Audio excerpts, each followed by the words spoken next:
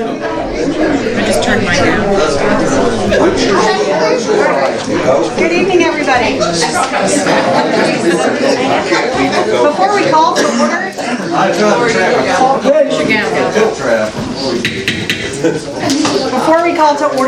wanted to remind anybody who'd like to speak to please fill out a form. If you have a form in your hand, please turn it into Erica Molina, our city secretary, now, and she will start working on the roll for people to speak. Okay, great. Well, with that, let's call the meeting to order. I have 6:33.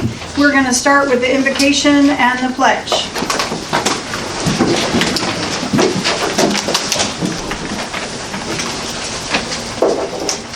Dear Lord, thank you for the freedom to worship you and the blessings of our community.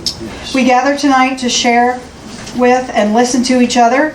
Please guide us to make sound and fruitful decisions for the growth and health of our city, our families, and our neighbors. I pray for the safety of our defenders and first responders here and abroad. In your name we pray. Amen. Amen. I pledge allegiance to the flag of the United States of America and to the republic for which it stands, one nation, under God, indivisible, with liberty and justice for all.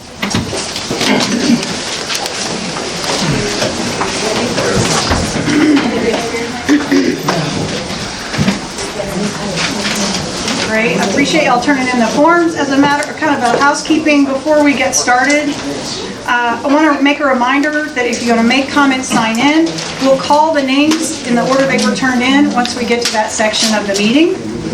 I'd like to take this opportunity personally to thank our city council and our city staff for months of work on budgets, planning for Simonton's future, projects and forecasts. Ladies, additional thanks for your dedication in correcting numerous errors made by the Fort Bend County Tax Office while doing this preparation. I'd also like to assure everyone present that your council takes all matters of city business very seriously and very personally. Please treat them with respect they've earned. That and your thanks are their only compensation. So I really appreciate that. Okay, item 3 is public comments. I am going to delay public comments and bring it into our agenda items so that conversation and comments can be made during the item. So hold to that for just a moment. Item 4 is consider and take action on the consent agenda. Do we have a motion to approve? Approve. Do we have a second? I'll second. Any discussion? All in favor? Aye. Great, motion carried. Okay, new business. Consider and take action to approve the proposed tax rate of 44.3954 cents per 100 value for the fiscal year of 2022-2023. Before we get to comments and discussion about that, we have a presentation. Hopefully we'll answer some questions and help us all be talking about all of the same details. Just 1 second and it'll be on the screen and y'all will be able to see it too.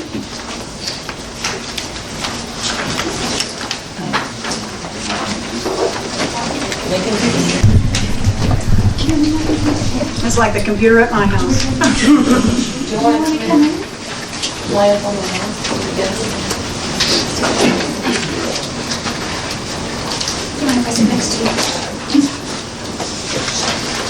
Okay, I'm going to start and we'll just let it catch up with us in a second. First, I wanted to start out with some definitions and see if we couldn't answer some questions by doing that. The first one is about tax rates. What's the difference in a no new tax rate, a voter approval tax rate, and a de minimis tax rate? Because all of those apply to what we're talking about right now. The no new tax rate is a no new revenue tax that's calculated rate. It would, in my layman's terms, I'll let you read it in a second, is it would generate the same number of dollars total for the city, and so the rate goes up and down based on the values of the properties. So values of properties go up, so that rate would go down. You would generate approximately the same amount of total dollars over the year. The voter approval rate is calculated maximum rate allowed by law without voter approval, capped at 3.5% by law in 2020. The taxing unit's voter approval tax rate is calculated rate that divides the overall property taxes into two categories, M&O and debt service, also called interest and sinking. We're gonna get back to that in just one second. De minimis tax rate is new in 2020. It was created a third calculation for taxing units with a population of 30,000 people or less, and is not a school district, a water district, or a special taxing unit. So small taxing units, these de minimis, they are not subject to the 3.5% cap because of their size. So that's when I said we'll get back to that. A small tax, so that would be also called a small taxing unit. Small taxing unit is, Simonton is one. We are also a general law city, so we have no charter, which means we have no zoning or designation of required land use that would be set forth in a charter if you had one. We don't. We don't sell utilities, which would be something that would generate revenue. And we don't have any MUDs or lids, which also, they collect tax, but they return a portion of that tax back to a city. So those are other places you might have income. We don't have any of those things as a general law and at this point in our creation. So projected expenses. Why would we be considering a tax increase? Why can't we just keep on going the way we've been going? Here are a few things that are coming up. We're responsible to maintain approximately 16 miles of roads in Simonton. There are an awful lot of those that are in Valley Lodge, but there are a bunch that are not, quite a number of miles. This shows you what that would cost today. The first one is if we utilize our interlocal agreement with the county. And what that means, we pay for the supplies, the materials, whatever aggregate things are going to be used, and they provide the labor and the equipment to lay it. If they have time and we can afford it and everything can line up, then they'll come and do that work for us. This is our price. An overlay is $125,000 mile, and a rebuild, like Wagon Road, for example, that needs to be completely milled up and relaid scratch, it's $275,000 a mile. Those bottom prices are outside vendors, so let's say they're not going to be available for 2 years, and now that we've completed drainage, we're ready to get started. These would be our estimated cost. It's about $30,000 a mile more to hire a contractor. Again, they also need to be available. So those numbers could change a little bit, but that's what the estimates are today. If you did, let's say, we're not going to go and do 16 miles in a year. We know that. That wouldn't be practical. But let's say that we did 4 miles of overlay and 4 miles of rebuild, being that Wagon Road is approximately 2 miles long, give or take. That's $1.8 million in 1 year that we could spend. We have to decide how much work we can do based on the funding that we have. So that's real. I know a lot of y'all are living with that and roads that are worse than Wagon, but just using that for an example. Matching funds for mobility projects. Preliminary cost estimate is available. The design and the permits are already underway for the changing of the intersection right here in the city. You know, the danger of that, it's outlived its usefulness, its ability to really control flow well, because the volume of traffic is so high. So that's been redesigned to take that odd intersection out, but that's going to be a $6.4 million project. The county will pay half of that. They'll bond it, but the other half of that needs to come from somewhere, and Simonton will be expected to participate. They call it matching. Hopefully we'll be able to get some other funding sources together and not be responsible for $3.2 million, but that could be our responsibility. So we need to be planning for the day that that's ready to put a shovel in it and we can contribute, so that we don't become the one that hold the project up. This has already been in development for a number of years. It'll be a bit. This isn't going to happen in January, but it takes time with our size and our revenue to be prepared and have the money for that. Engineering and inspections. As part of the development agreement that the City of Simonton made with Twinwood in 2015, we are responsible to provide engineering and inspection services for all Twinwood USA construction projects in the city and in the ETJ. So if Twinwood comes in with development for the area behind Anthony's or Anywhere that's in our ETJ map, they can bring in the plans. We have to make the record. That was part of our agreement. We wanted that, but we're responsible to pay for that, and none of those costs are recoverable. So if they're ready, and they're indicating that within the next 12 to 18 months, they're going to be ready to really start some big new projects, we're going to be on the hook for the cost of the engineering and the inspecting. Comprehensive plan. I know several people have heard about the comprehensive plan. We've been working on it. We kind of had to table that for a bit during COVID and during the drainage project because we were using inside staff, meaning we used our own staff to manage this grant process. We have all agreed we will never do that again because of how time consuming it is. But it saved us $85,000 and that was the decision we made at that time. But we need the comprehensive plan before we are allowed to move forward with zoning. So zoning's been discussed a lot lately with our opposition to the concrete plant. It's a process. We have to complete one before we're allowed to begin on the next. So that zoning project, the comprehensive plan is a $200,000 expense. We've budgeted for that, but it's a significant one-time expense that when you add it to these other things, chunk of money's got to come from somewhere, all right? It's also a best practice and lets us use it as building blocks, go right on top of that for all the things we're going to do and plan for in the next 20, 30 years. Emergency management. I cannot overstate how important emergency management is and what a big portion of the City of Simonton budget it is. We're the farthest point in the county. You probably all are aware that if you had an emergency today, there are only 5 or so sheriffs that are on duty. You know how long it takes them to get here, and sometimes they don't come at all. I'm not saying Road and Bridge would do that, but if there's an event for high water and we're relying on them to come out and help us run the pumps and close all the gates and manage the entire time that there's pumping or operation going on, we have to remember we're not the only ones. So we have to be prepared for that. We have contracts for additional equipment to be delivered. We have to be prepared with sanitation facilities. We have to have light towers. There's all of the things that go with that. I think I included in here something for reference. In 2019, when we deployed the pumps, we didn't have to pump very long. It was a matter of hours.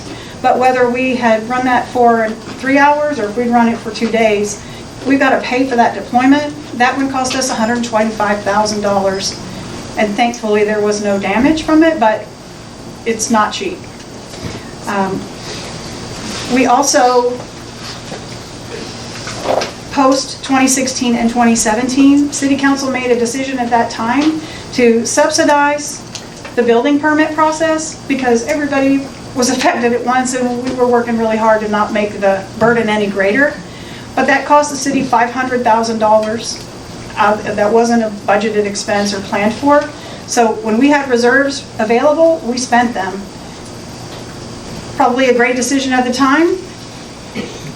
Who knows? Hopefully we won't have to be in that situation anytime soon. But this is the kind of thing that we need to have reserves available for.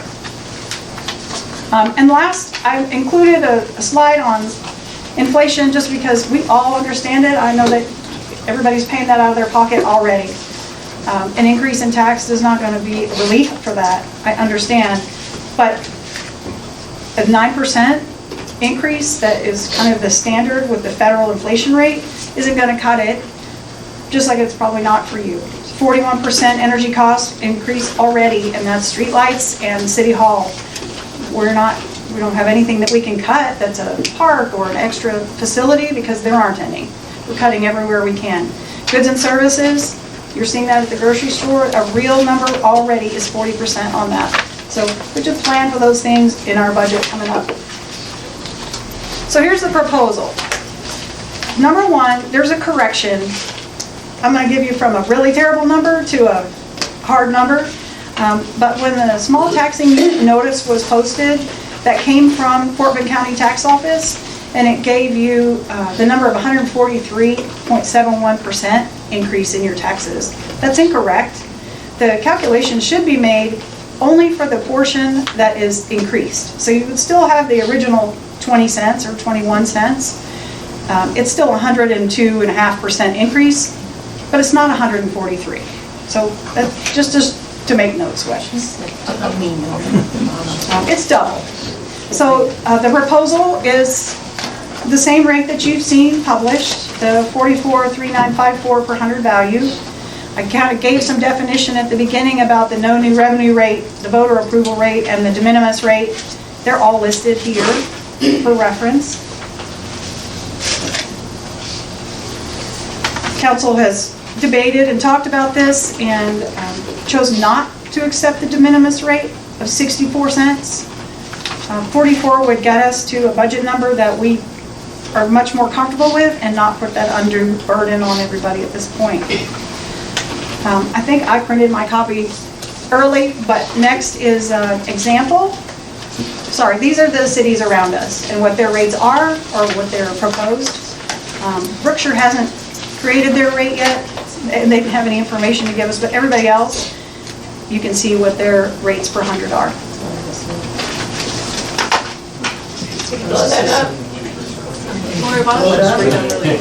Read them? Okay. Okay, hold please. I don't read them.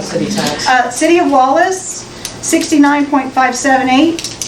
City of Beasley, 39.97. City of Kendleton, 82.95. Meadows Place, 83.20. Meadville is 38.56. Orchard is 40 cents exactly. Richmond is 68 cents exactly. City of Pleak, this is their first year to have ad valorem tax. They are 25.55. Rosenberg is 35.5. And the City of Arcola is 68.01.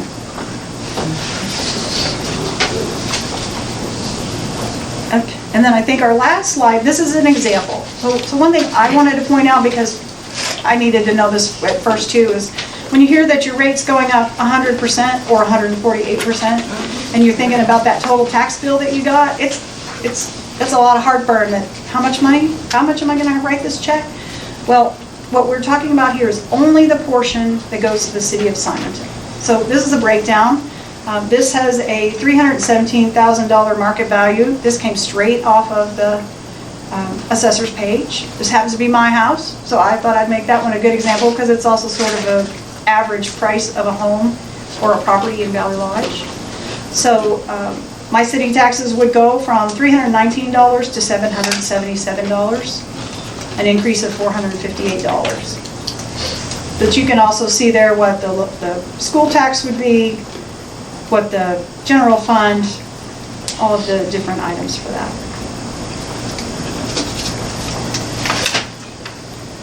And that's what I prepared. I hope it answers some initial questions. Does anybody on council have questions or comment before we open the public comment? We will revisit that before we go to a vote. I want to say I'm actually happy to see everybody here. Sorry, it's a long day. Because I don't want to say this because I don't want to start this off in a bad way. But I'm glad everybody's coming up to kind of get the information. Because when we made the vote was to basically bring it to our fellow city council members so that we can talk about it, we can see everybody's take on it, so we can everybody can make an informed decision to vote. Me personally, I kind of understand it. I don't like it. I'm not saying I don't like it.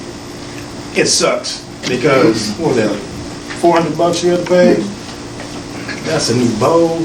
I can go fishing with that. I can do so much other things with that. But since I've been here, before I became on council, my biggest gripe was internet. And I know everybody else has that issue. This tax rate sucks, but it can help with that. The zoning issue, that sucks. I mean, if that plant, I'm not gonna lie to you, if that plant gets built, I gotta get out of here. I have asthma, my son has a lung issue, I have a newborn, I can't do it. So, I've been here for 10 years. I actually moved here to get out of the city. We were looking for places to move, and we read a story about Simonton, it was great. Moved here. Everybody's been nice since we've been here. So it really does suck to see some of the, I don't want to say abuse, because you know, everybody's adults, but you see some of the things going back and forth with information and stuff, and I understand some people don't have all the information, so that's why everybody's here. I'm talking about there's certain people that know better, because they know the information, they know what's going on, and the way they word things, it's like, I would say, if I gave a bum 20 bucks, like I gave you 20 bucks, you should be able to eat. Why are you still hungry a week later? Well, that bum, not a bum, that homeless person has to use that money to eat food. And if he doesn't have any new money coming in, yeah, where's he gonna get the money from? You know, how's he gonna eat? So just certain things gets under my skin. I don't like bullies. So certain things get under my skin. You know, I'm getting a little emotional about it, but I just really hope that we all can have a good-hearted, neighborly conversation to discuss what's going on so that the council, not these ladies right here, the council can make an informed decision that is the best thing for the city. And that's all I'll say. Thank you. No, no problem. Anything else? I'll go. Thank everybody for coming today, and I truly mean that. I'd love to see this many people show up every month for every meeting, because we are your neighbors. We are doing this for the betterment of the city, every decision we make, and some of those are tough decisions, and this was definitely a tough decision. You know, I probably stewed on this one for a good week, and did not take it lightly. None of us did, and judging from, I mean, this is a great presentation, and this is what we are looking at. This is something, our little small city here is definitely changing, and this is a major correction that needs to take place, because we've not been in financial shape in the past to look at what's coming in the future. So just bear that in mind, and thank you everybody for coming. I appreciate it. With that, let's open it for public comment. Erica will read the names of the people who registered. If you will come to the podium, give your name and your address, and address council, please. Dan McJunkin. Before we begin, I'm questioning the number you put. Your home is $316,000. What is? At 44 cents a hundred for every $100,000, that's $440. Am I doing the math wrong on that? Tell me which item you're talking about, Daniel. Sorry. You mentioned the value of your home, and used it as an example. I took that directly off of the tax website. I did not do the calculations. I took it, you could look it up because it's public That's on record. truth and taxation. The change. At 44 cents a hundred, and you take the value divided by 100, you multiply it by the 0.44. $440 a hundred. It's not I mean, 100,000. Daniel, we need to follow procedure. Could- You need to state your I'm name. questioning where the you number live, that and the mayor put you have out 3 as minutes. evidence and That's proof. not, you have Well, 3 minutes. and let me just say, that is pulled from the Truth and Taxation website. You can put anything in, you can put anybody's address in. That's anything. My property value, and I'll use my 3 minutes now, my property's value is, according to the county, $515. The assessed value is going to be somewhere in the 4s. It is not going to be near yours. It's going to be, whatever, $400,000 divided by 100 to get hundreds times 0.44. That's how much it's going to be, and I think you misstated the number. Our tax rate is not .44, Daniel. Our tax rate is a 6-digit number of which the mayor posted up. 0.44, etc. Well, it makes a difference. It's a nominal difference. So, Point taken. I hope that I'm not giving you false information, but we took that directly from the Truth and Taxation instead of doing calculations on our own. thank you, my 3 minutes are now. If it will protect my way of life, or our way of life, I'm all in favor of zoning. But what will really protect my way of life is being able to afford living here with my wife, as we have for the last 25 years. Now, I'm no stranger to the benefits of property taxes. In 2005, I was one of only 3 city council members that had the guts to vote for property tax.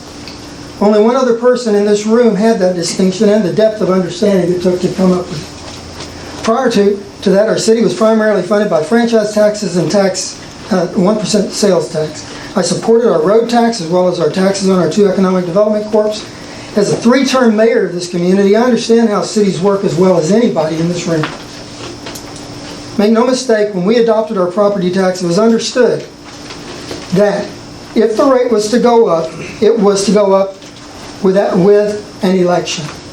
And it was also understood that that money was for roads, not for administration, not for intersections, not for the things you're discussing. That's why we did a property tax. Otherwise, we were to do an election.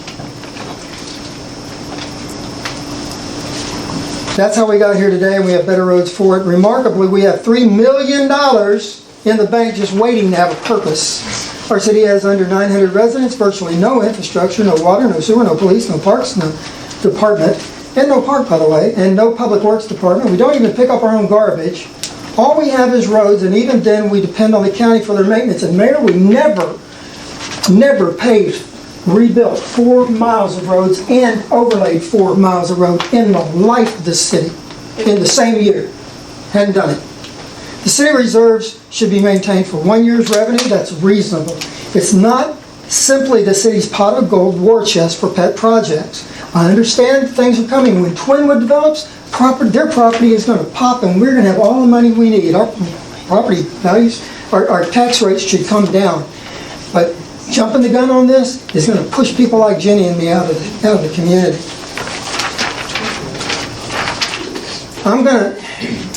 The presentation should have been presented earlier. I wish I would have had this. I would have made my remarks different. Let me just say this. I have no problem with zoning. Zone away. The city manager told me $200 was for the $200,000 was all we needed for the and that's the impetus for this tax. She didn't tell me about these other things. I don't understand why that was, but I'll finish with this. I implore the mayor and city council, don't bring gentrification to Simonton by pricing the rest of us out of our own ability to live here. It is, if our tax rate must be raised, let the citizens own that decision through the ballot box, put this up for a vote, or put it away altogether. Thank you. Appreciate your patience.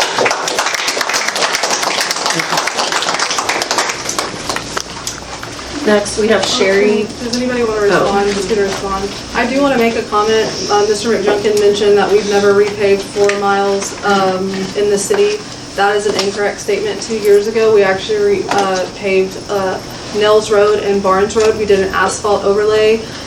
That roughly cost the city $397,000. I'm sure the residents on Barnes Road really appreciate that, as well as Barnes Road's 1 mile. As well as Ash Road. It was a combination. And only a portion, the rest of it's the county. I also want the record to reflect, Mr. McJunkin never had a conversation with me about items that were on the, what were up for the budget, the increases. He specifically called and asked me about a comprehensive plan, of which I did answer. The cost of that is $200,000. The state of Texas, through the Texas Local Government Code, requires that we do have a comprehensive plan in place to file with the state before we do zoning. In 2015, a development agreement right here was actually executed by Mr. McJunkin. It is not standard practice in the state of Texas for a general law city to sign a development agreement giving over basically all of your rights for development to come into a city to develop in your area, residential and commercial, without a comprehensive plan that includes zoning and planning. We have not done that. That is not standard practice in the state of Texas. However, this development agreement, which I think you would be shocked if you knew what was in here, was executed without zoning and planning in the city of Simonton. So to Lori and council's, what they've been speaking on, this is a correction to things that should have been done, and it's hard on all of us. Mr. McJunkin has harassed me for a week over this. This has not been... That is not true. That is a blatant lie, ma'am. Blatant lie. I called you and spoke to you for 5 minutes. You were belligerent. I just want the record to reflect that this is not just a frivolous expense that we're throwing into the budget. There is a protocol by Texas Government Code of what we were required to do to set up planning and zoning. We started this process 3 years ago, starting with hiring an independent consultant, and we worked with our entire council and all of our EDC members and created a strategic plan, which is the first step in creating a comprehensive plan, and so that's why we are where we are at with a comprehensive plan. And the mayor was on the council when that was signed. Erica, who's next? As was I. Erica? Next up to speak is Sherry Buck. Hi. Sherry Buck, 36707 Indian Road. The figure that I was given, I have one question. Is that on the value of your home or your whole property? The example.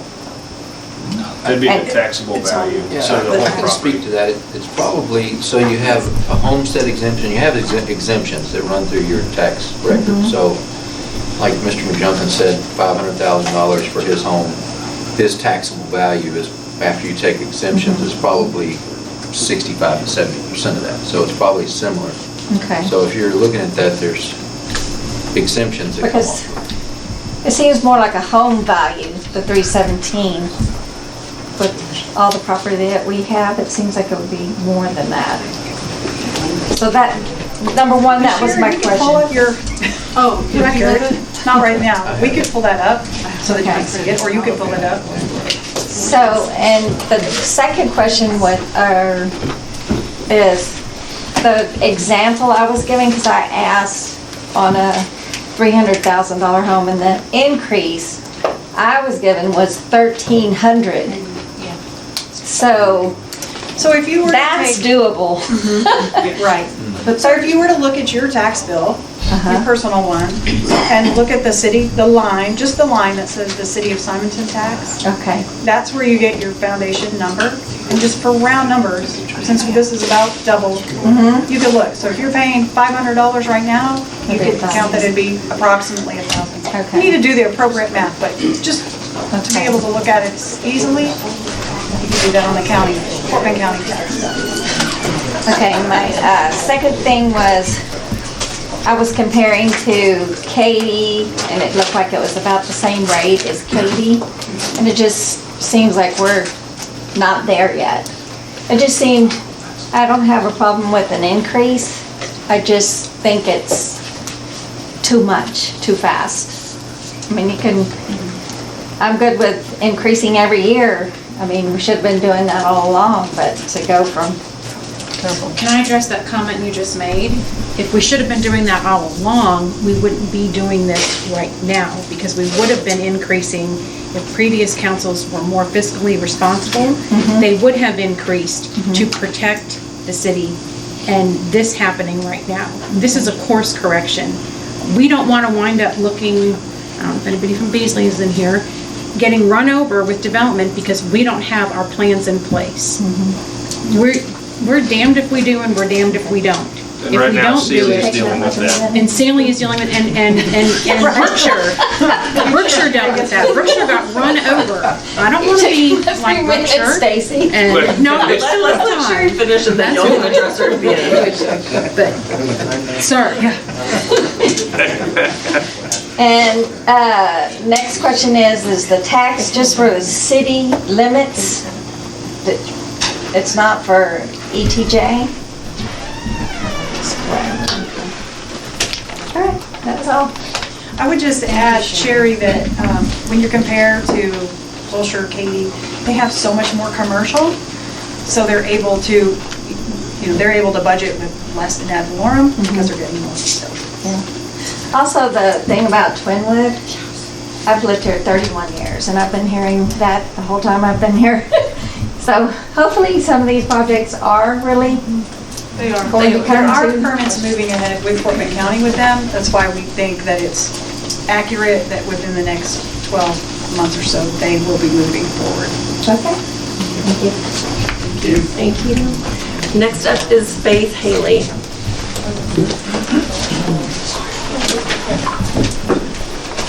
I just want to say my name is Faith Haley, 36933 Flintlock Street. Of course, I don't like all these increases that we're getting from every single way. 90 to nothing, where it's just everything is going up, and we don't want more taxes. I think it would have been good if somehow this could have gotten out into the community faster. That we found out about it yesterday. I think most of the people in this room just found out about it, and so there's something wrong with the communication. Evidently, y'all might have put it out, but this information presented here should have been presented to us sooner so that we would know more about it. So hopefully that could change. I just wanted to state for the record that I think that zoning would be a good idea for the city. It seems like we already do have the money to pay for it. And I know when I pay for something, it has to come out of my bank account, so.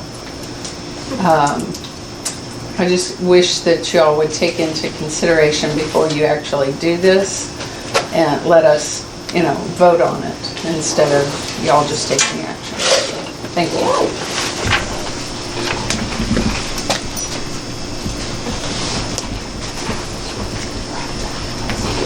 Next up is Courtney Cox.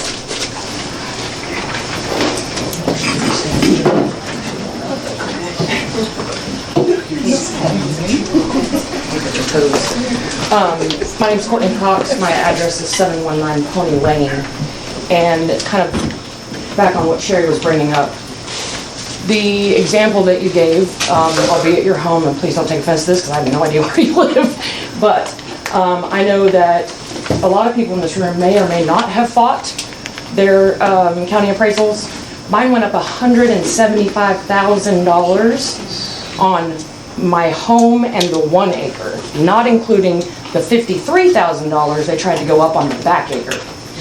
So if you don't know that that's the way Fort Bend County is doing it, we are already suffering pretty significantly. This increase will alone, just on 1 acre and my home, increase my taxes to the city of Simonton, who I don't receive any kind of services from or anything along those lines. And it will literally not only double, clearly, we've made that pretty clear, but it will be half of what I pay Lamar Consolidated, and they educate my kids. We can't get an answer as far as, thank God Susan posted it. Unfortunately, she couldn't be here tonight, but without her having posted this, we would never have known. It was never brought to our attention. Nobody ever asked us, like, hey, you guys mind spending a couple $1,000s with the city? For the other aspect of that is that we're funding, or you're attempting to make us fund residentially the projects that are not taxed in the ETJs. And I don't understand how that's how that's fair. Because if Twinwoods wants to build something behind Anthony's, by all means, knock them out. They need to pay the same amount of taxes that we are. But they're not. They're clearly devoid of all tax responsibilities, and I don't think that's fair. They own the majority of Simonton and the ETJ, so I don't understand how the residents of Valley Lodge, mainly, will be those that are so greatly affected. I get an increase, but all of this spending that you guys are looking to do, I've only been here for 4 years. I've never once seen the city fix anything. It's been digging out my ditches from the Brazos River Authority or whatever the case may be, but I have not seen the city pay for anything. The last time we tried to vote on something and denied it, y'all did it anyway. So I don't know is this something that you will vote on tonight? There will be a vote. Okay, and it will go into effect as far as, I guess, January? It depends on if the council approves or not. It's Okay. October. October 1st is our fiscal year. Our fiscal year was October 1st through the end of September. So why in the past 10 years, because the little breakdown on the bottom of your yearly increases or decreases, it kind of went up a couple of pennies here or there, and I'll finish really quickly. Why have these things not been an issue in the past 31 or so years, as so many behind us have explained? I would say the short answer is the development that is heading our way is accelerating. It's been coming our way for a long time, but it's, they're filling up Fulshire and coming this way. So being prepared for that and being proactive so that we don't just get run over is really the important part of that. So we haven't had the same 16 miles of roads and They stuff have, to and the recover? condition of them right now is indicated by us not being able or making decisions not to spend money on that. One thing we did in the last couple of years is decide not to invest in major road repairs while we still had the drainage project going on, thinking that all of that heavy equipment could tear up the roads that we were paying for. So part of that has been a decision by council to delay, but part of it has been we never have enough money to do all the roads that we need to each year. So we're not also proposing to go up. As a resident, I would ask that you not pass this. A small increase is doable, but this is, I mean, it's just like so many have already said, it's gonna draw a lot of people out. We've gotten a lot of new builds, so you've got some new revenue coming in. I think it's too much. It's too much too fast. Thank you. Thank you. Next, we have Rebecca Wilson. Oh, shoot, I should stay.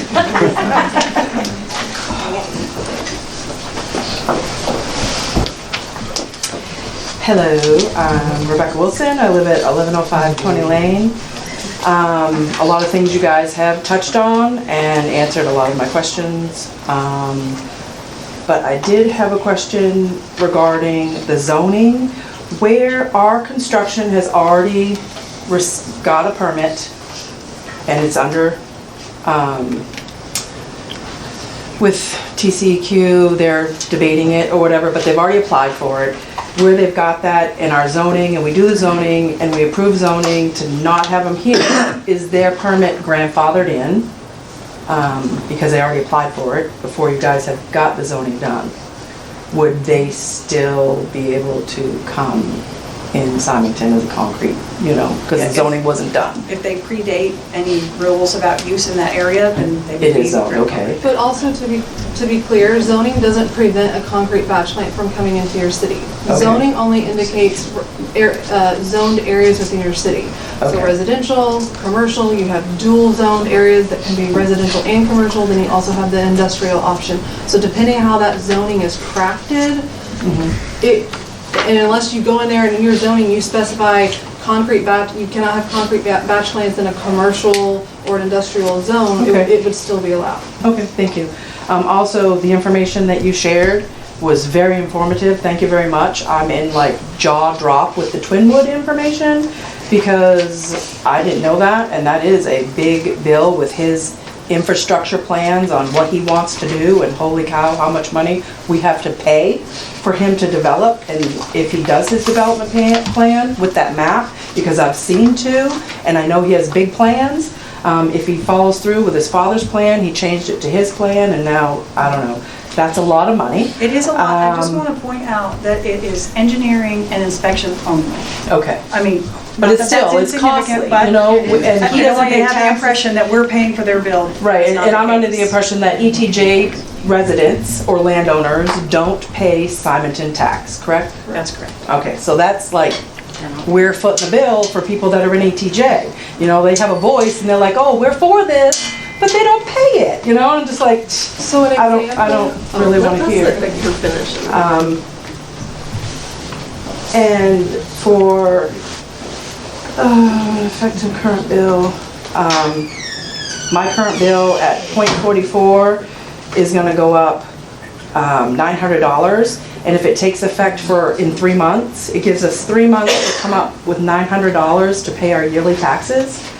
I understand the tax rate, definitely, but to come up with it in 3 months versus breaking it up and giving residents maybe a year, do half now and half next year, I'm for that, because I obviously see you guys we need, but to do it all in once for 3 months to come up with 900, please don't do that. Like, let's cut it in half, and I'm for that. Development is coming, and for, like I said, the residents to foot the bill right now and no one on ETJ, that's not good, and please don't pass it, but like half and half, let's be reasonable, because 3 months isn't enough time. Thank you. for all you do, really. You guys have to, I've been behind the scenes. Thank you. So, Thank you. Becky, I just wanted to address one thing when you were Yes, talking about the Twinwood building and the inspection. So just an example, Twinwood built a wastewater treatment plant back behind City Hall that is not in city limits. So when they construct those plans, they submit them to the city. We don't approve them, but we do have to agree to them. So we send them to our engineer, they have to agree to them. And then during all construction, our city engineer actually goes and inspects all of the processes to make sure that it is constructed correctly, it meets all state and federal regulations, and then does the final sign-off. So that was what was agreed to in the development agreement, was that was an expense that we had to bear for them to develop in our ETJ. and you don't get taxes for this money. James, I got a Okay, question next. in regards to that. Would that be TCQ investigating that? No, that's Is there a charge of the, wastewater too? we don't have anything to do with that. We have no regulation over it because it's not in the city limits. They built it, but that would have to be inspected at the state. Okay, we have to go back. Mark Lynch.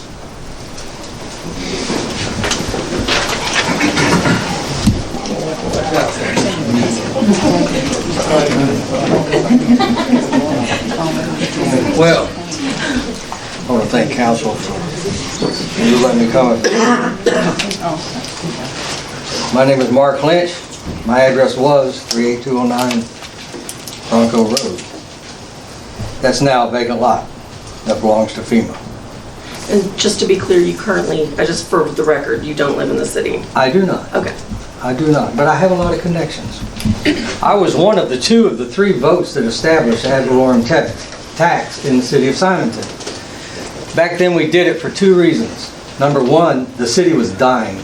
It had no revenue, no way to get revenue. It was going to die. The second reason was the roads were atrocious. So when we passed that original ad valorem tax, we designated that tax revenue to go to roads. That's just a little bit of history for you. I also have some more history on my second evolution is serving on this. By the way, I understand the decision y'all are going to have to make. I had to pass ad valorem tax. I was told by church elders of the church I went to at that time that I needed to find a new church. So I get it. Now, that book is, there are a lot of reasons some of the things that are in that book are in that book. If you ever like a history lesson, let me know. I can tell you why we had to do some of the things we had to do. But we did the best we could because Twinwood's original offer was, you get nothing, stay out of our business. And people that were around back then know that. So, I do have some history. But I also like this, if you're going to go ahead and do the zoning, that's not bad.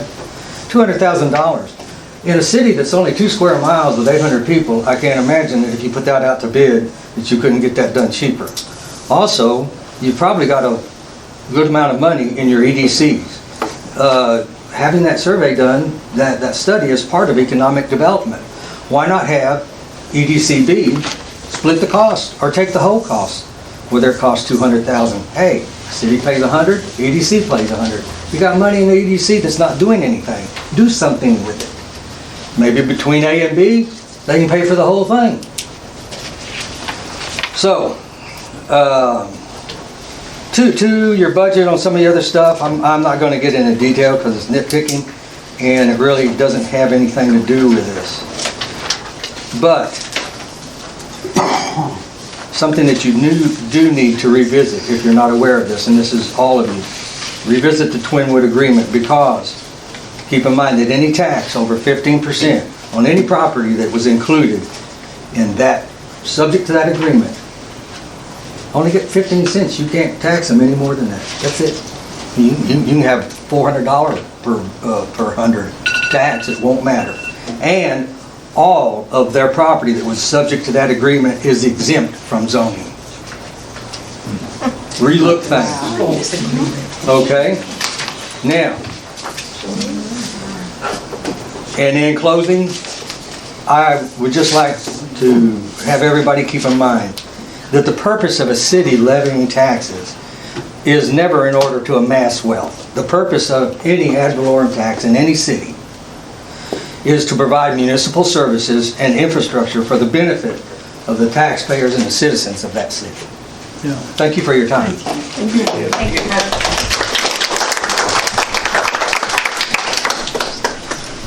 Kelly Matula. Hey there. Kelly Matula, 938 Portland Drive. I will start off by saying that none of this is personal towards any of you. It's just a concern for all of us. I'm okay with increase, but I'll correct the math at 102% is a bit much. I go back to 2016 and look that our tax rate has kind of actually gone down and, you know, has done this.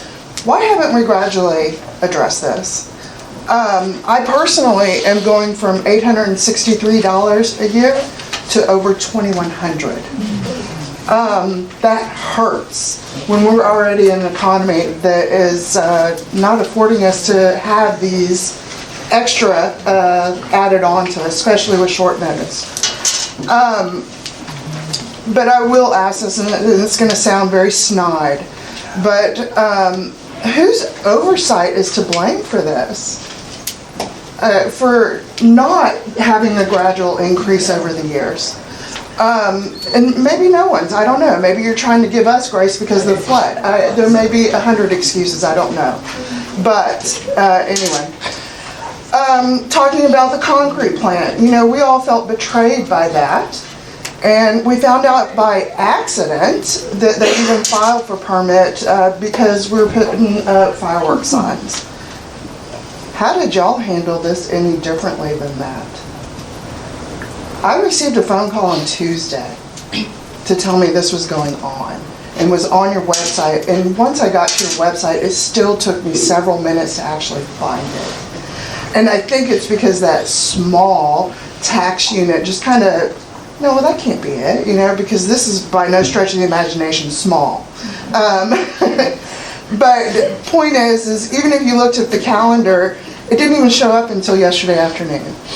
So were y'all really going to post it, or you were forced to because it got blasted on Facebook? I'm not pointing at anything. No, I'm going to address you when you're done. Okay. How long is it going to implement all these things you're wanting to do? Is it an instant thing? A year, 2 years, 3 years? I'm willing to bet it's not an instant thing. Probably closer to 3. So why can't we roll this out over a 3-year stretch as opposed to all at once? By zoning, I assume that means y'all plan on bringing things in. Can y'all tell us what some of those things are? Will we have any say-so in it? Any vote? Twinwood already owns most of Simonton, as we all know. So is all of this about the zoning of the 93 acres right there? Because if so, this is a bit much to go through, in my opinion. New roads. I've been here over 20 years, and all I see them doing is just keep adding on top of the old. I don't know if y'all have driven the streets of Valley Lodge lately, but the sides of them are literally caving off. And it's ridiculous. It's going to become a safety hazard. Okay, on average, each of us earn anywhere between 2 and 4% cost of living increase on an annual basis. This certainly doesn't even begin to cover this cost. So why are we expected to do this? Have y'all thought about those that are already on budgets? I was talking to a family this weekend that has $125 a week to feed a family of 5. So they're already hurting. That to me is just out of this. I can't even fathom it. And then I'm kind of curious as to why y'all didn't list Fulshire up there. They don't have one. Fulshire's not really comparable to us. The amount of sales tax that they get is in the multi-millions compared to $300,000 on an estimated 5% increase in sales tax for the city of Simonton. And stuff like that is important because had I had that information prior, I probably wouldn't have asked it. I mean, because they're sitting right now at a 0.203, but yet they're a lot larger town and offer a lot more. So it's just like, wow. So we're going from the second lowest to the sixth highest. Based on the research that I've done, y'all may, my numbers certainly didn't look like the ones y'all had up there.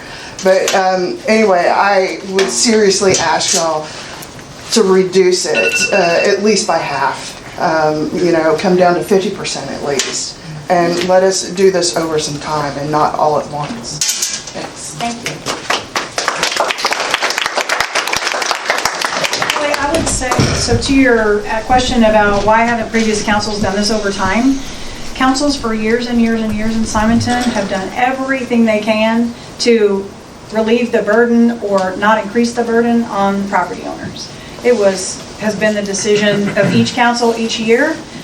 It's a very, I don't want to say soft-hearted, but it's a very difficult decision. Well, that's not what I was going to say, but you don't want to tax more on your neighbors. Everybody, I think, thought they were doing the right thing, but we should have probably increased it every year, some amount, maybe the maximum. Rules have been changing on what we can do. It's a bitter pill to have to take it all at one time, or take a big number at one time. We're not actually taking it all. But that's why the council just made the decision that they thought everybody would have wanted and that was keeping us healthy, but we haven't been fiscally healthy with the growth that's coming to us. But we've known about the growth for so long. Right. And how long have you been mayor? I'm not denying that these same decisions have been made the last 4 years while I've been here.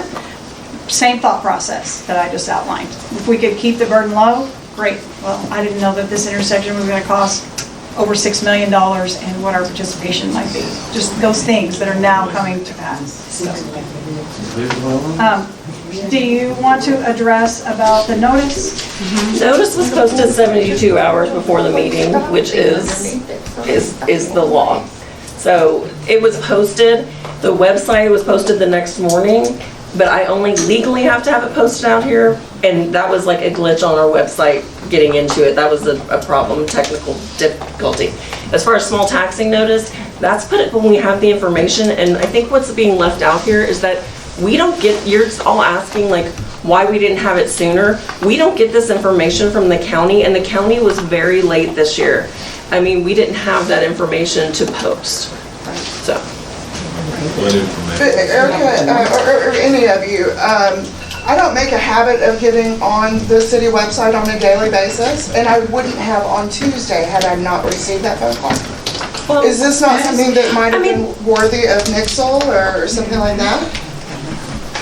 City government, I would like to address this because this is how I got involved personally.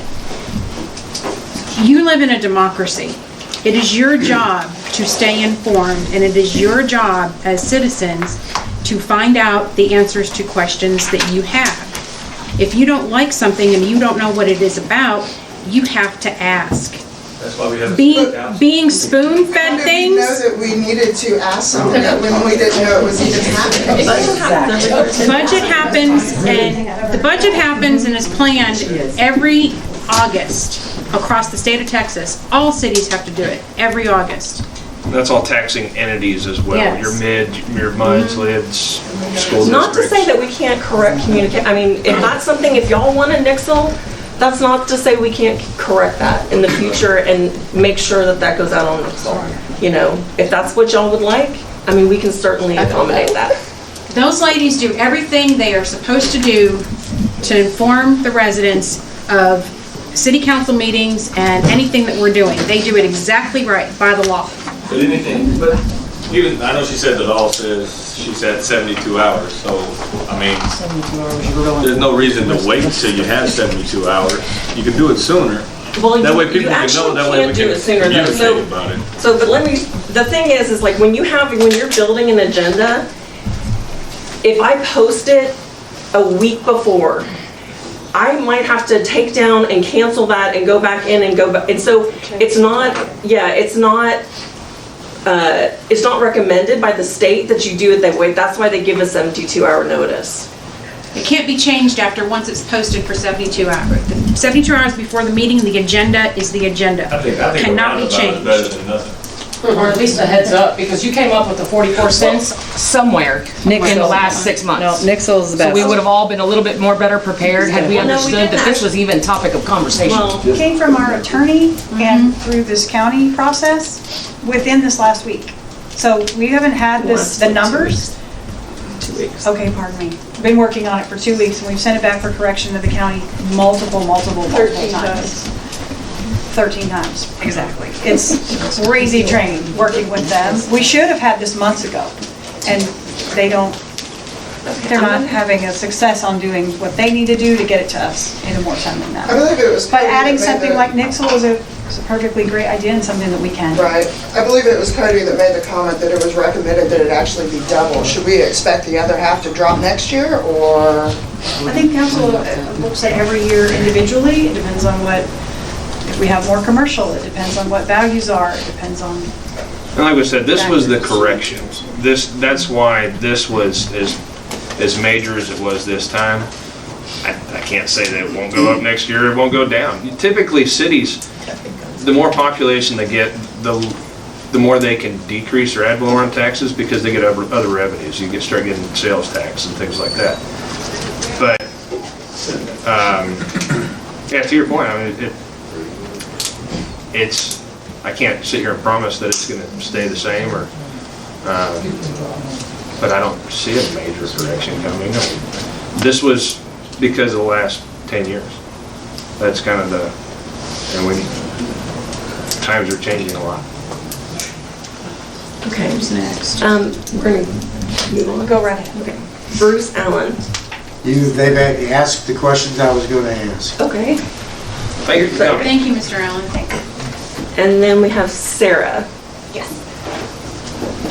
Hi, I'm Sarah Dvorak, 36615 Ranchero Road. I appreciate all of your time, and I certainly know that this is a very unappreciated job. To Jennifer and Erica, every time I've called, y'all have been amazing. You're on top of things. You're more than on top of things. I appreciate you more than you'll ever know.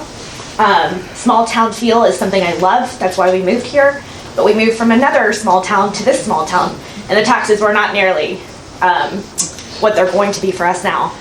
Let me start with, I kind of do things off the cuff.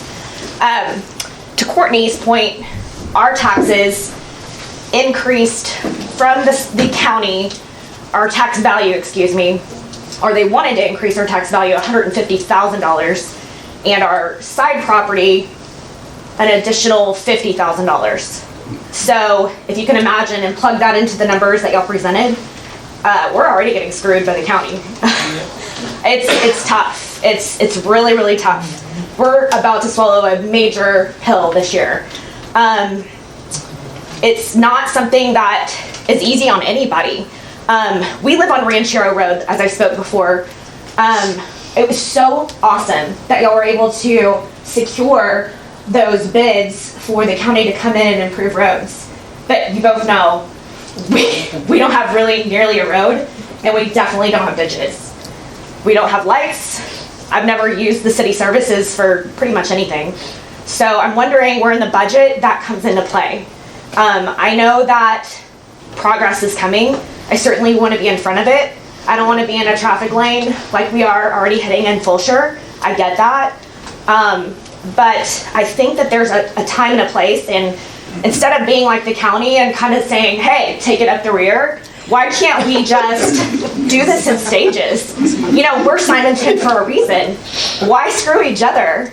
We can do this in stages. We could take this as a vote. There are so many intelligent minds in this room that if we were to sit together, we could probably come up with a plan. And I think all everybody is saying is, if we sat down and we knew about these things, I realize, look, y'all just got this information 2 weeks ago. Sorry, I don't like talking in public. But y'all just got this information 2 weeks ago. Obviously that conversation came up for a reason, because the lawyers brought it to your attention. However, you did know this conversation was coming. This could have been something that we, continue to discuss. We could even delay this vote. And we continue to discuss this, and all these great people come back in another month, 2 months, and we decide, you know what, we've got better ideas for delaying or adopting a slower taxation rate for everybody here, including me, please. because I'm getting screwed. Thanks so much. Thank you.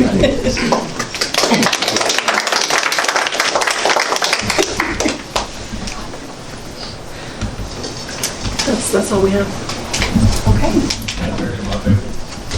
I can't really lay down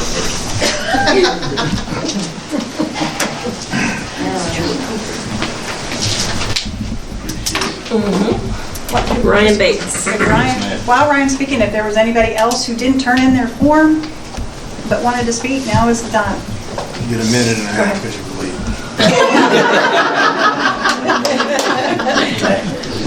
Pressure. All right. So I guess one of my questions were, and y'all might have said it before I got here, but the zoning thing, I guess that's the biggest thing that this issue is coming from. Is that, am I correct or no? It's a piece of it. Part. It's a piece of it. It's a big part? No, I would say it's $200,000, so it's important. It's not the only big piece in the puzzle. Okay. So I guess I'm just wondering if there hasn't been a lot of like spending that the city has done lately, rather than they got a lot of grants for the ditches and for everything to get done, which is a lot of stuff that got done, which is great. We all appreciate it and whatnot. But if the city holds on to the money that they've been getting all these years, and they're well over what they had in the beginning, I think that thing that I listened to was like 800,000, and now it's 3 million or something like that, that's great. Why don't they keep on doing stuff like that instead of trying to get us to bring it up higher and higher, which it'll help it for sure, but I don't think 143% tax raise all at once is, I don't think that's the solution to all this, because I think he came in late after the, after the 100. It's still 100. It's 100%. It's a doubling. say again? It's not 140, this is 102%. The county was wrong, so that number you have is wrong. So it's 102. Yeah. Still 100. I mean, like, and just like the subject that everybody else is on. I mean, 100% of anything is double what you do now. So, and I don't think that's right to force down everybody's throat. That obviously, I'm sure there's people that couldn't make it, like I barely made it, that would be here if they could. But I think 100% of anything is too much. I mean, and then on top of that, you still have people with their houses that are on the ground. If your house is on the ground, just imagine what their flood insurance is like that they got to pay each year. It's ridiculous. You're lucky if your house is off the ground. You can pay minimal amounts. And also as far as income things, you got people that live in the neighborhood that have single family incomes with kids. And I mean, things like that, 100% tax raise on people like that, that's a hard hit. I think that's extreme. And if there's any way that, I mean, 2%, it was what, 0.21 for years. I don't see why. And she was able to bring the city out of that and bring it so much higher with the 0.21 and whatever y'all been doing. I don't think 100% raise, and if you did 50% and she could do what she did with what she had and go up halfway, I mean, I think that would definitely help. So I will clarify, I know we talked about this at the last council meeting when we did our financial review. Yes, we have close to $3 million in the bank, but that's not all fluid cash. So we do what we call public funds investment. So we take a portion of our money and we put it in a safe governmental fund investment that accrues interest. So before I got here, we had money that had been sitting in CDs for 7 and 8 years that had been matured. If you're not spending that money, you're not being fiscally responsible by letting it not make money for you while it's sitting there. So we pulled that money, we reinvested it into a public governmental investment system. When we first did it, that very first year, the interest rates were phenomenal, in 2018. In 1 year, we made $14,000 in interest that we were able to roll back in. And we actually used that money. We actually used that money to help pave Ash Road and Barnes Road. We had some paving issues there.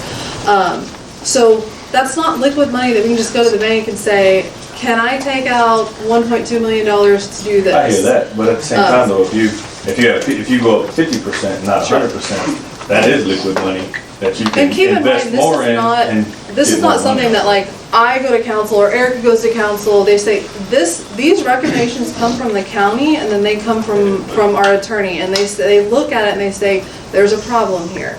And this is the problem that we might have is in the next year, if for some reason, there is a lot of legislation out there right now that would put a significant cap on the way that appraisal districts, and council is very familiar with this, appraisal districts appraise and assess your homes. So for the homeowner, that's great for us. You know, we're like, okay, well, we're not gonna see these significant hikes.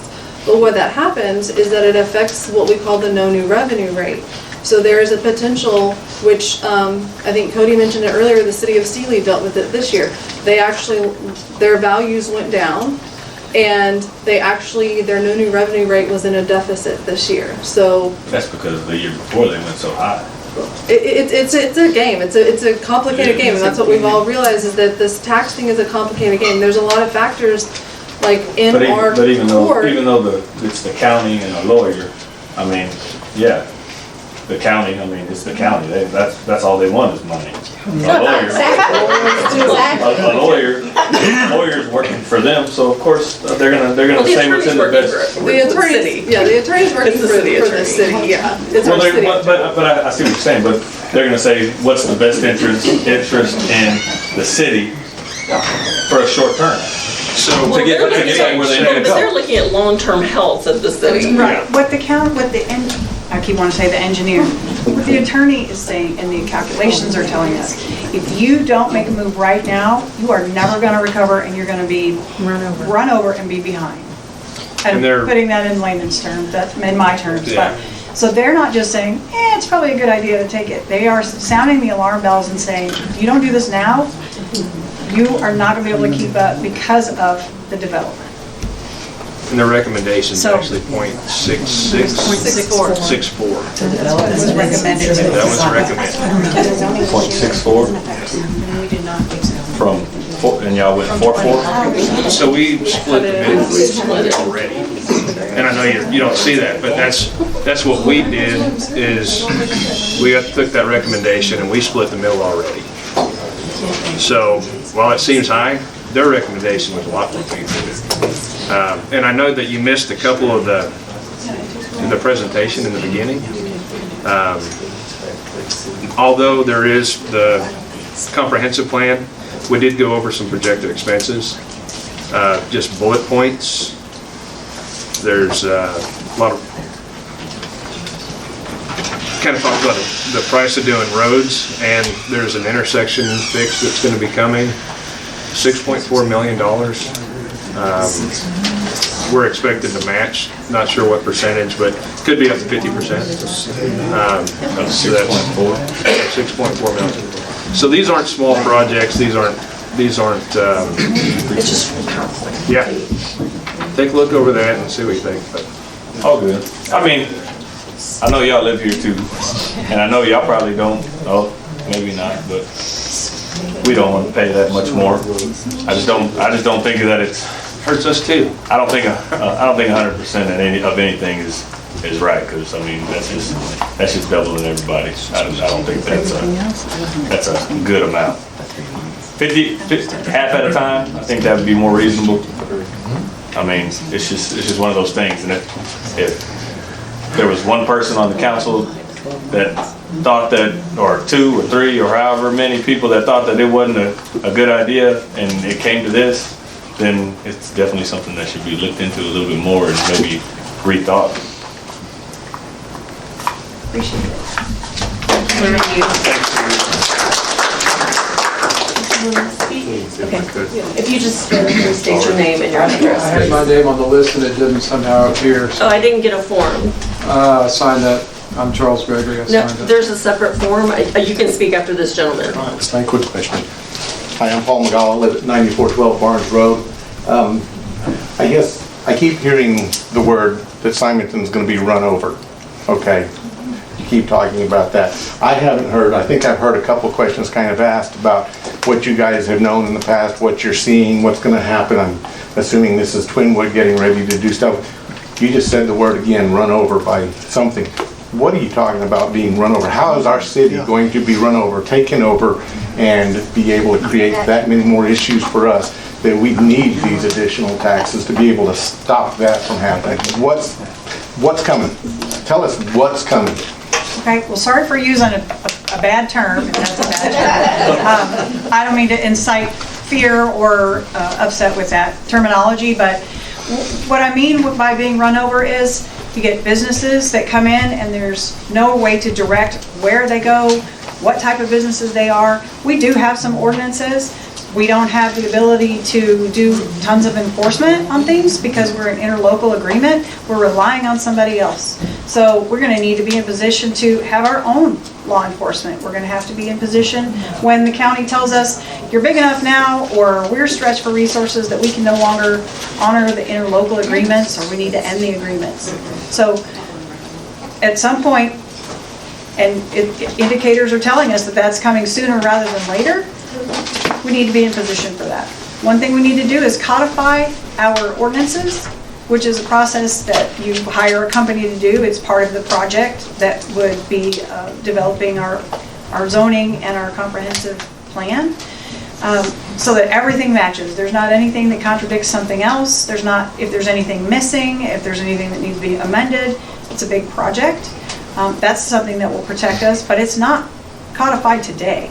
It's been some time since they've been reviewed like that. So let's say a gambling parlor, they have them in Katy, wants to come in and be right next door where the vet is if they decide to move. Lots of ifs, I'm not saying they aren't. What do we have that helps us protect against that or put it in a place that's more appropriate, a location? Those sorts of things. You know, you're not going to all be above board and scrupulous vendors that come in and want to buy a piece or develop a business or build homes. I mean, Valley Lodge is a good protection at the moment because you can't build more than one home on a 1 acre property. But that's the only place in the city. And there are lots of prospectors that are coming out here and what they want to do is put as high density housing anywhere that they can. There's lots of property that's out of our control right now. Let's get organized and be prepared so that we don't have things like that happening. But Twinwood owns pretty much everything else. It's not personally owned. It's personally owned by those of us that are here. And I don't think anybody here with a normal tax rate wants to be able to sell the property. Everything you hear from Daniel and from the other ladies that have been up here and talked, nobody wants to move out of here. We've all moved here to be here. Well, how about the family that is a longtime Simonton family that owned that 93 acres? I hate to bring it up because it's the construction plant, but nobody really thought anything of that could get sold and become a problem. They lived here for years. They're one of the founding families of the area. They didn't need it anymore. The kids weren't interested. It's time to sell it. It's sold before anybody knew what was going on. So those types of things can happen anywhere, and you'd be surprised the checkerboard of properties that are available that don't belong to Twinwood now. So we just need to be preparing ourselves to work with all of them. Okay, thanks. That's my example, my Will summary, my will that example. zoning affect the concrete plant right now? It wouldn't have really affected it beforehand, because it would have just been zoned commercial. I mean, it might not have even been commercial, it might have been residential, but it doesn't prevent anybody from purchasing property on the open market. Right. By the way, there will definitely be a need for people that are interested in helping with development of zoning once we get to that. So this is not something that happens in a vacuum either. So lots of those sorts of things. We'll be working on that, and as soon as we get into place for it in about a year. I have one last question. I don't want to be rude and blurt it out, but maybe you can help me understand. If that agreement in that little book right there, or large book right there, indicates that any property that is owned, in fact, by Twinwoods is not zonable, what are we talking about? Everything else in that map is either ETJ, which is not zonable either, or taxable. I should say it's zonable but not taxable, or they own it, and the rest of it is already residentially, with the exception of the 93 acres or 94 whatever acres. That's the only part that's not developed or owned by Twinwoods or not in the ETJ. So when you have a developer like Twinwood come in, let's use Fulshire as an example. When you have a developer like Twinwood come in and they're building a high-end development, that naturally entices other types of businesses to come into your area. And I will say we do, as Lori alluded to, we have lots of open properties. They may not seem very open right now, but we've been contacted by several of them that may have a Pier and B home, and they've been approached by Dollar General to come in and buy their home, build a Dollar General, because we don't have zoning. But because they're able to look up and see that we have the growth plan of Twinwood and a high-end development coming in, they want to be in an area that has a high revenue or high spending cost in this city. There's several cities around us that were faced with that exact same situation that have now gone back and realized that, we made mistakes. Anytime you enter into a development agreement, you're basically agreeing with that developer to come in and develop and build. But if you're not protecting every property around where that developer is building and developing, it's free game. So you got somebody made an agreement with Twinwoods allowing them to be tax-free, and the residents are gonna pay the price. They're not tax-free. They're not tax-free. I was gonna say, it's a lot more detailed than that, as evidenced by volume over there. Well, but if their there are property is definitely- not, if it's not zonable, according to that agreement, we're spending $200,000 to zone what? Well, Twinwood does not own everything. So Almost. let's start with that. There are plenty of properties. It's not big, huge, contiguous chunks, but there are plenty, like Jennifer's talking about, that they don't own today. They would like to down the road, but we're dealing with the reality now and what the plan looks like going forward. There also is a real need to renegotiate this agreement. Now that we've learned some things, some years have gone by, we've got some examples. So it's up to us to be in a good partnership with them, get ourselves some really good points together and a good attorney, and try to renegotiate some of these things that we now think that we could do better. At the time, the benefit of that was we were creating a barrier so that the city of Fulshire, the city of Katy, the city of Houston, whoever could not just come out here and gobble us up. You want to use that term, probably was more appropriate right there than it was earlier. So there was a reason it was done. When you have the wonderful opportunity for hindsight, you might have changed some things or maybe had a different position at the time. It wasn't, and so now it's up to us to get ready, figure out what those things are, hire the appropriate professionals to help us, and try to renegotiate some of those terms. So even though we have the $3 million in the bank, that would be 2.8 left. This is totally necessary because you plan on starting to pave our roads next year? No, 4 miles at a time? Last 4. 4 miles a year? Is that a promise? I'm not promising 4 miles a year. We might do more, we might do less. We don't know. How is the spend gonna come back to the residents? Other than the zoning? So the things that we were outlining earlier. But you haven't said that you're gonna do any of those next year. And we're spending Well, the that budget for money next now. year is not final, so that can't be set until after this. But there has been a budget workshop. We went through it at last council meeting, which was 2 weeks ago. And line item all things that are in the budget for this year that are expenses we know or that we can forecast. So that money is coming back in the things that are happening every day, the people available to work on projects, to work on working out the, I've lost the word. Take over. We're hiring a grant administrator, the grants that are coming, although we're gonna hire an administrator, there's a lot of work that happens for that. There's work that happens every single day for permitting, for people who need a light pole, we've got plans. There's work going on all the time. And just because we don't have police or our own utilities like electric and garbage doesn't mean that there's not work going on here and expenses that are being paid with the money that we already are collecting. And just, I don't know if this is gonna make you feel any better, but I will just caveat this. City of Simon is one of the few cities in the entire state of Texas that is 100% debt-free. We have no debt obligation, we have no bonds. I have heard people say, well, let's just bond out road construction. A bond, a municipal service bond has a term of 20 to 30 years with a variable rate. Imagine what that variable rate would be right now, the way the feds have said. I mean, would you rather pay a 20 to 30 year road bond note as a city resident with repairing roads that will most likely be damaged multiple times by the time that bond is paid off, or correct the tax rate and start putting into a capital improvement fund specifically for roads? That's not promising that, we're gonna do 16 miles of road next year, but it's a lot more promising that that capital improvement fund for road repair and construction will begin. We've never had that before. And keep in mind, I think the one thing that nobody has said tonight is it's not a matter if the Brazos River is going to flood again. It is going to flood. It is a matter of when. And as we know, Lori highlighted up there, when we had to deploy pumps and lights and bathrooms and staff and machines and additional equipment, we deployed for 4 days. We turned the pumps on for 4 hours, and it was $125,000. I know, I said that. My brother-in-law was there. You're talking out of both sides of your mouth. You're saying we had to pay this, but we're debt-free with what you're currently getting.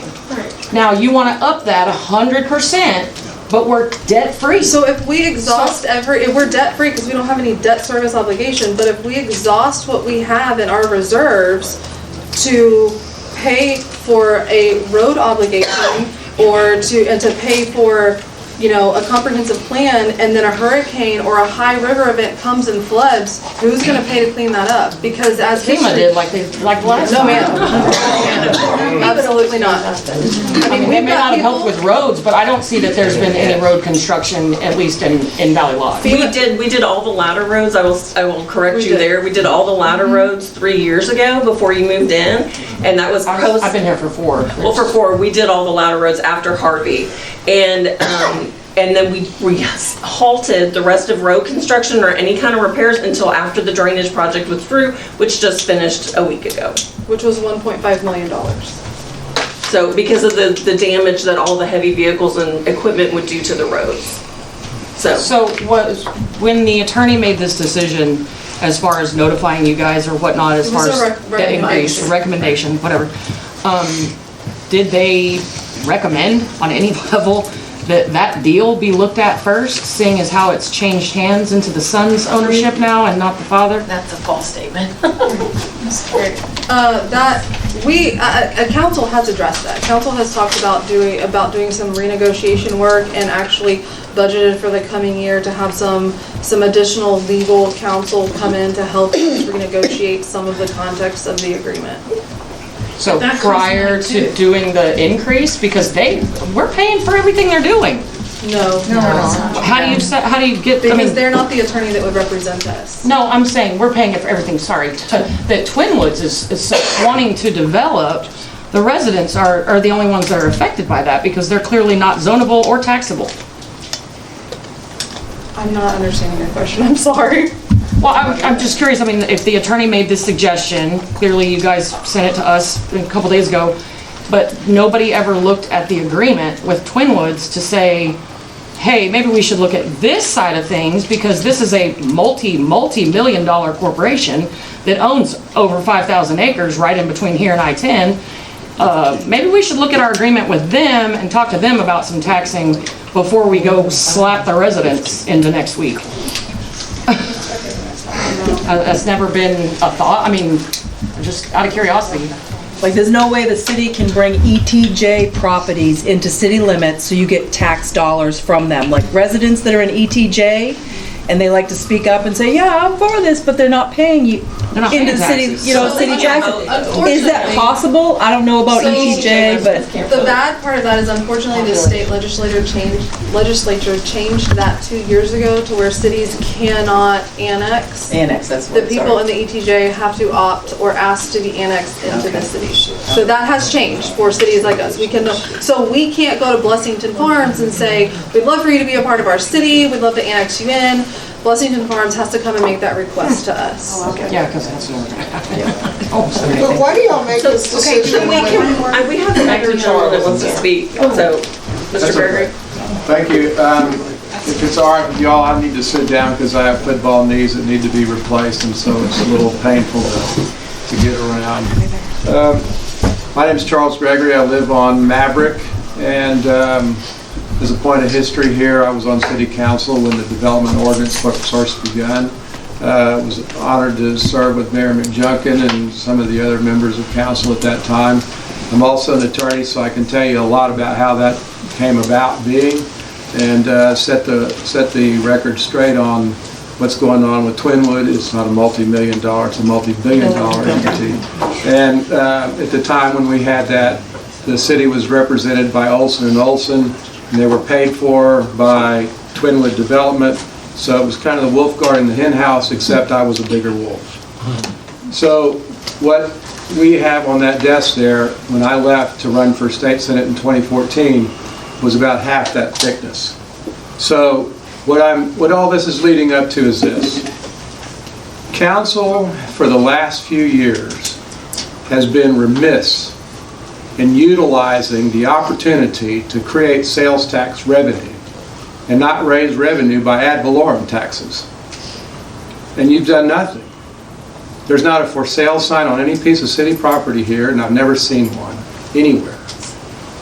The Economic Development Council is basically useless. It was useless when I was on council. It's as useless now as it was then. If it was as good as what it is supposed to be, the city wouldn't be looking for ad valorem right now in order to have a revenue stream. They'd have a sales tax revenue stream.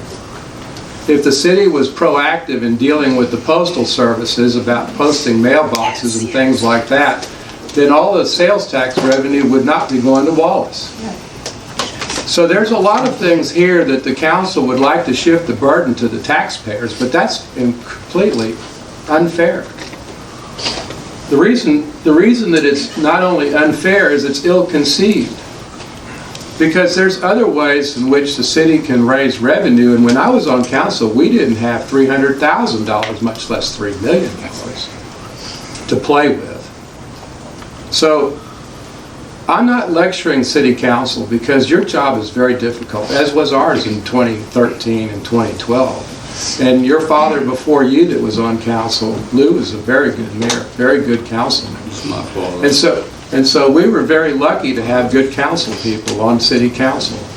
But this city didn't turn out to be one of the largest cities in Fort Bend County, if not the largest Fort Bend County city, because of our ETJ, had it not been for what we did and what we crafted in that development ordinance. Because the development ordinance, when I was here, was only 11 pages. So the city has a great deal of latitude to do things, but doesn't. It hasn't. And I've been here since the early 20s, or before. And I haven't seen any development going on in the city of Simonton. I haven't seen any sales tax revenue attempted in the city of Simonton. And to blame Twinwood for the reasons why we are where we are is not of anything to do with the city of Simonton or the city of Simonton City Council or the development ordinance. He who has the gold basically makes the rule, and Twinwood was doing everything they could to put all the institutional divisions and institutional buildings within the 2 square miles of Simonton. And the reason for that was, had I not been astute enough to see what the plans were, Mark Lynch and some of us others, we wouldn't have any tax revenue. Because institutional companies like Memorial Hermann, Texas A&M, they don't pay taxes. So Twinwood thought that we were just stupid and wanted to put all the institutional divisions and all the institutional buildings within the city limits of City of Simonton, which would have left us with zero ability to do any water treatment plants, any streets, or anything, because we would have had 0 cents revenue. So where we are right now, and with the city that has the opportunities now that we didn't have necessarily when we were in city council, to not have the ability to generate sales tax revenue is not the citizens of Simonton's problem. It's the leadership that the city of Simonton City Councils have and have not discharged for the benefit of the citizens in this town. If you all need sales tax money, you can go out and create the reasons for why it is that nobody wants to build in this city. It's because they don't either know about it or because they're waiting for better things to happen. and they're sitting on their cash and they're doing nothing. So I don't know what impetus has been done. And again, I'm not lecturing, but I don't know what impetus has been done by the City of Simonton City Council to generate any kind of interest. And oh, by the way, we're right in the middle of the interstate, figuratively speaking, for growth and development. Because nobody else has this landmass in the entire remainder of Fort Bend County that the City of Simonton has. And we've done nothing about it. Nothing. So why then, I think it's very inconsistent, and I don't mean to be lecturing. Well, thank you. I think your time's expired. Appreciate everything you said. I'm not sure. I have two more things to say. Just give me a minute. Sorry. Thank you. Could you give him a second? I think he's earned it. I think the right thing. Anybody else speak? I got a question. Two things. Well, one thing. How long have we had this issue with the post office? Going Okay. for a So, long time. I just want to say that, and from the postmaster, because I'm a family member that works for the post office, they refuse to take the mail service from Wallace and bring it into Simonton until we grow. Period. Point blank, period. What was it, 2 months ago? We've actually had meetings in Washington DC with Troy Nels and Pete Olson regarding the postal system. We've been working on it for the better part of 7 years. And just to make a quick correction, Mr. Gregory, we do collect sales tax, and the city of Simonton only owns the property in which this building is sitting on, so we don't have any property to put a for sale sign on. So this year to date, we have collected close to $300,000 in sales tax. And so you collect no sales tax from Anthony's?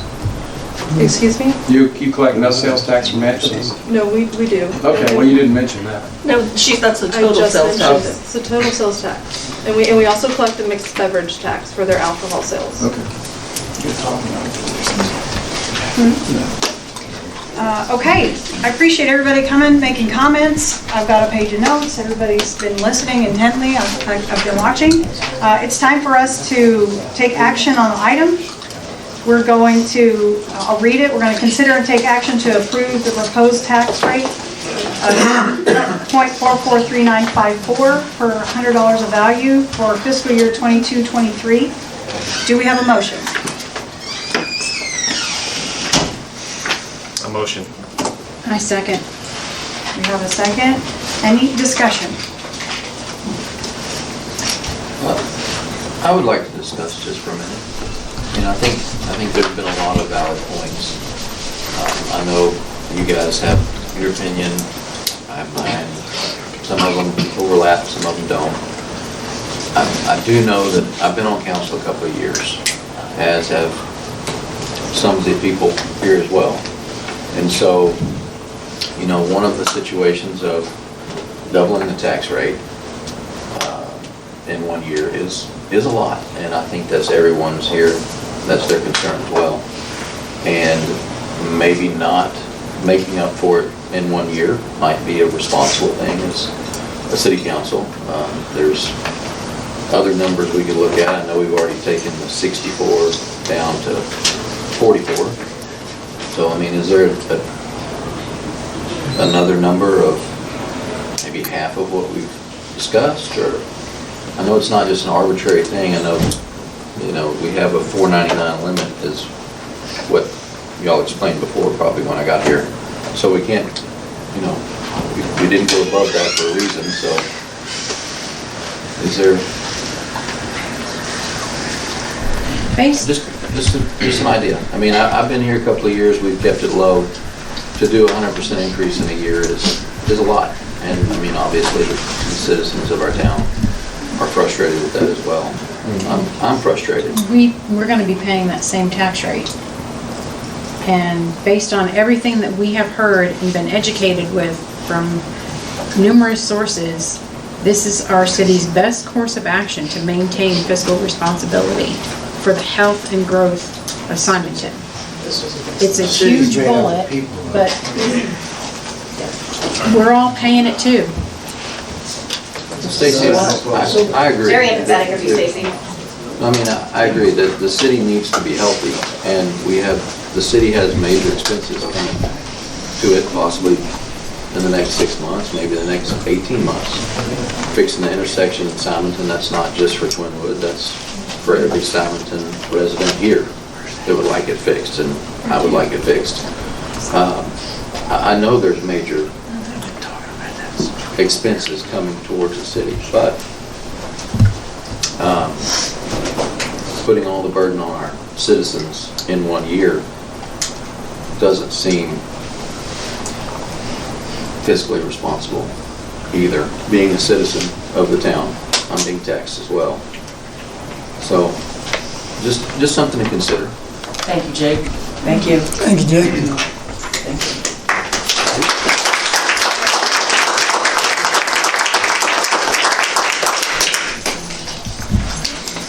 I don't have my cheat sheet in front of me of the motions and the order, but are you making a different motion? Or are you just making a comment on this Before I do motion? make a motion, I need to ask a question. So, at some point in the next month, 30 days, 15 days, does this have to be approved? September 30th. September 30th, okay. So if I did make a motion, it would have to be to reevaluate the tax rate and then have another special meeting? Yeah, it would have to go out to posting again, so that's a week in the paper. But yeah, I mean, we have time.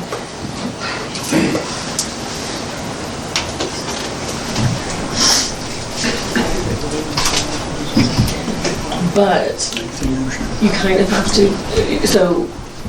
I have to have a second on my motion. So You do have to have a second on your motion. It would be better if you, the thing is that like changing a motion, changing the action without another, like another tax rate, we're gonna have to have 2 meetings. I mean, Because we have to no, put it's the new not tax rate in. And Just, I'm sorry, I'm we could just have a talking minute through this. Walk through Give me a this minute. would be appropriate. So if you don't have a rate that you want to suggest, it would be a motion to basically table it. I did have a motion of a rate to suggest, and I think it lands about half, looking for our other cities to compare.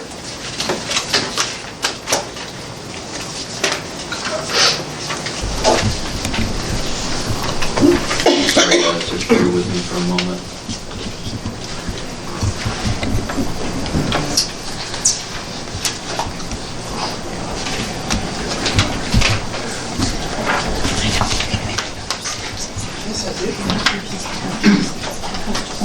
Rosenberg has .355. So if we split the difference, kind of where we're at now, that's about a 65% increase in 1 year. That seems like a significant increase, but maybe more palatable than a 100% increase, just by the numbers. If I made a motion to change the proposed tax rate, is that something that council might be interested in? What's the timeline if he does this? So it'll be you approve the proposed tax rate. We're gonna have to come back because we'll have to post out the proposed tax rate. We'll send it to him tomorrow morning by So 9. To be posted. Well, no, yeah, it'll be posted on Tuesday, so that pushes us out to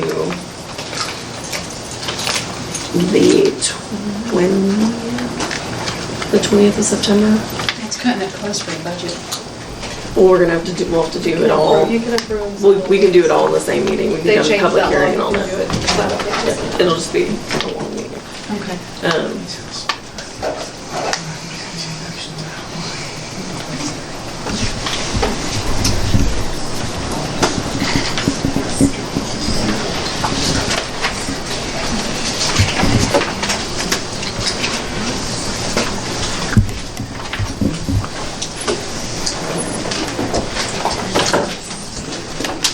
Yeah, so we would post it and we'd have an approval meeting and then for that tax rate holiday, the 20th of September. So if you would, we are in the middle of an open motion. And discussion. Right, Discussion, right, we're at yes. discussion, which is fine. Will you tell council the options? The option is to go through and do a roll call vote.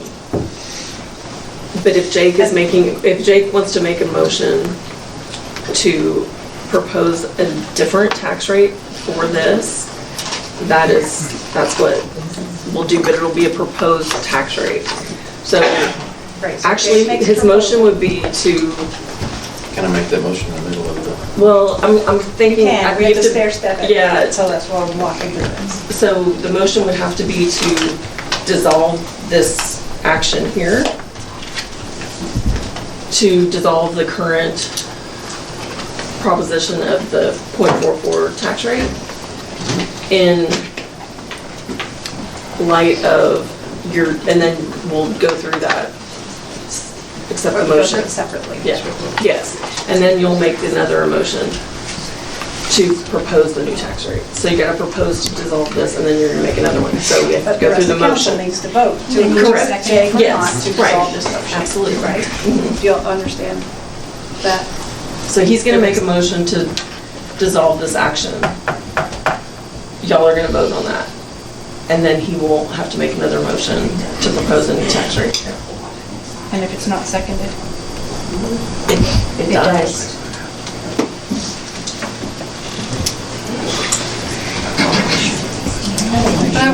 I also just want to add, if for some reason you want to have further discussion, you can still dissolve it. You can still have the discussion at the meeting when you propose a 0.3. We would leave the exact number. If you want 350,000, Yeah. it needs, you know. Yep, I got it. Okay, perfect. I have a question. So, it gets dissolved. We have the next meeting. We can still vote on the 4-4 or the 3. No, Oh. this will dissolve that like off if the table, if we all vote for that. So that's where you have to vote now. If you dissolve the motion for the 4-4, I'm having from you 932. Yeah. And consider the different rate that Jake is gonna propose, or not. Are there further questions about, it's a little complicated, but that's how it works. Any questions about that? Further discussion? Okay, Jake. I'd like to make a motion to dissolve the motion for the vote on the 0.44 tax rate.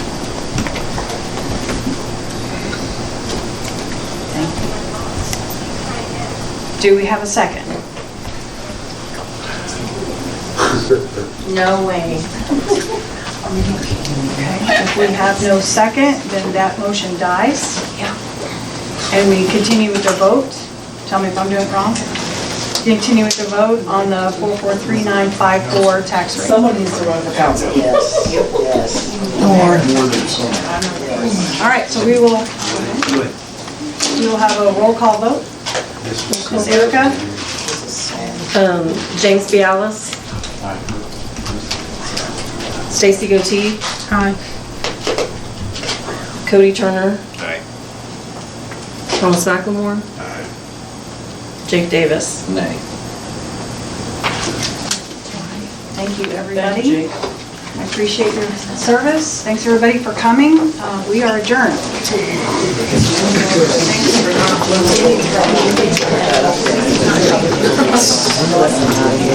You're being initiated.